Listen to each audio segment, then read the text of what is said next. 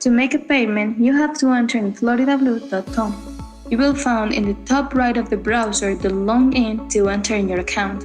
You'll need your username and password, and then you may click and go.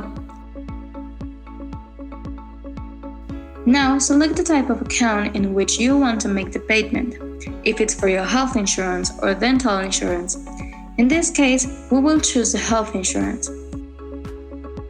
Then, we agree to the terms and conditions to finally click accept.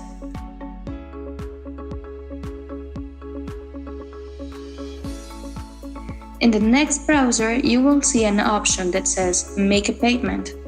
When you click in it, you'll see this button to add a payment method. Once you fill the information, click Add the squares and below to the option Add.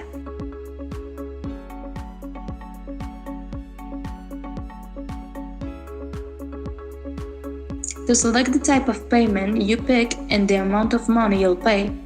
Before you submit the transaction, check the information to avoid errors, and if it's everything okay, you may click and submit the payment to finish the operation.